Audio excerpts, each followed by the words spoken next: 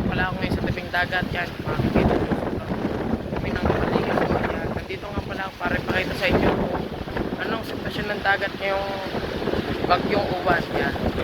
Ngayong araw po, pupunta muna tayo sa dagat para matingnan ang sitwasyon dito dahil doon sa amin muntik nang magiba dahil sa bagyong uwan. Yan. Yan, tinan nyo, makita nyo. Dito pala sa dam, makalat na. Yan guys, yan. Yan, daming kalat dahil sa sobrang lakas ng hangin.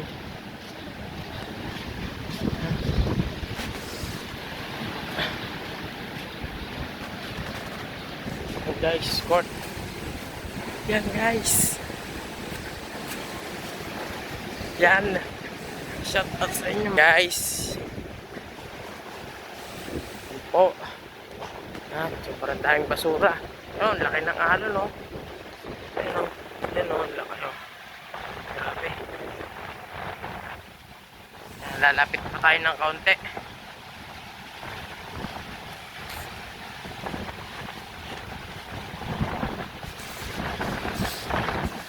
Lakas ng hangin. Yan. Oh. Kapal. Yan, sobrang lapit na ng dagat sa ano. Sobrang lapit na ng dagat, guys.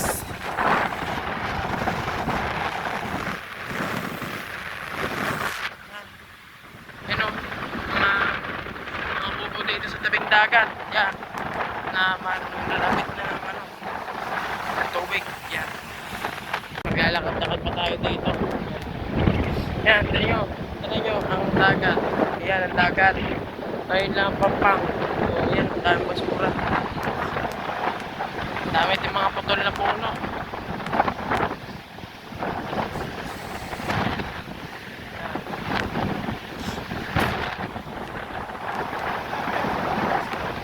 Yan, sobrang lakas ng hangin pati dahil sa bagyo.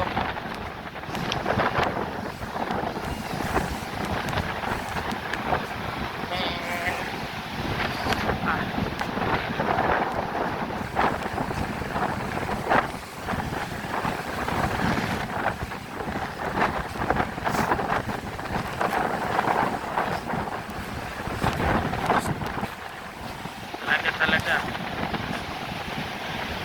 Guys. Tayo ngayon sa taas. And guys, ngayon nandito naman tayo sa aming dating bahay. Yan, sarado na. Napunta ako ngayon dito dahil sabi ng aming kapitbahay dito, nilipad na raw bubong, muntik na. Buti na nilagyan ng kahoy yung sa taas. Nagkahoy para hindi lumipad. Yan, kita nyo dito, makalat pa rin. Kalat na gabi. Tagasangin ka talaga. Pinatungan ko lang yan. Tagalan pa ako niyan. Hindi ba manatalian eh? Ha? May natalian. Hapon na. Butit nakita ni Mia. Kung di nakita kaya, gali ang kuryente niya. Diyan natama sa kuryente. Naganon niya eh.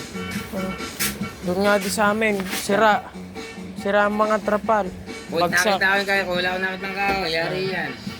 Buti na nalagyan. Tatama dito yan eh. Diretso sa rigad yan eh. Hindi ko alam yan eh. Butit mo pa si Mia dito. Hapon na. Kahit nasa natama na nga dito sa yero niya. Sa wire na yan. Ngayon ay tinamaan yan. Pag ayun pa naman Siguro ng hangin. kuryente. Magkakakuryente na mabubong niya. Ay pagpuputol yan eh. Yan, salamat. Hindi naman matalian. Yan, pati dito. Kung sa dagat ay makalat, pati rin dito sa taas yan. Yan, kita yung mga dahon-dahon na yan. Yan. Sobrang lakas yan ng hangin dahil sa bagyo. Yan, puro kalat tuloy. Yan. Yan pa guys. Yan o, puro kalat dito. Dahil nga sa hangin. Pati yata alon. Hanggang dito na ang agos ng tubig. Kaya nagkabasura. Guys, yan nyo, pati puno ng pati buko, sira. Buko, sira.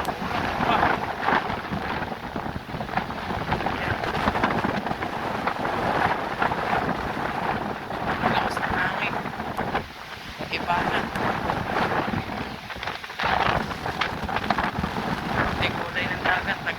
dahil sa sobrang dumi.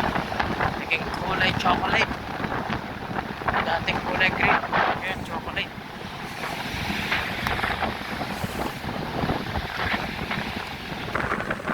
At yan guys, tungkol sa basura. Kaya ang kapalit yung mga maraming basura. Dahil noon, wala pang kumukuha ng basura. Kaya para nila ng pagtatapon ng basura, yan, nakikita niyo yan. Ganyan ang para ng pagtatapon nila ng basura.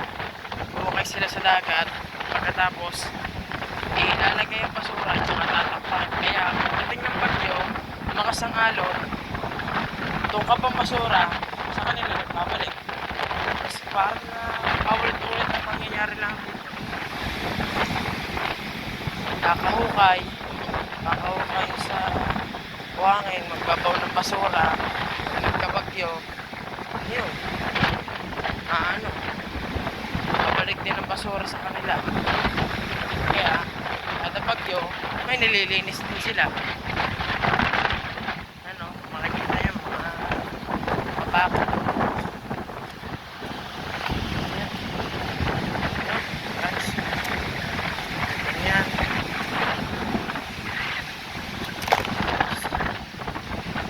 Yan, itong isang kupong ito. Dati itong kupong ito, kapag ako'y naglalako, dito ako tumatambay kapag sobrang init. Yan, ngayon, nasira na. Wala na akong tatambayan pag nagtitinda.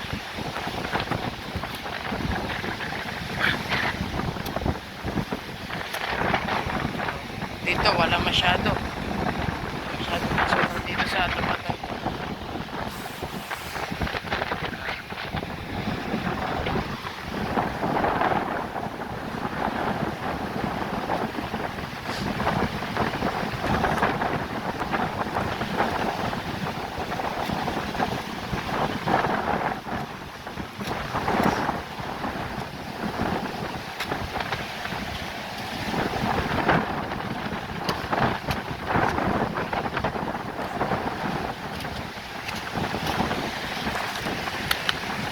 Guys, hanggang dito na lang po ang aking vlog.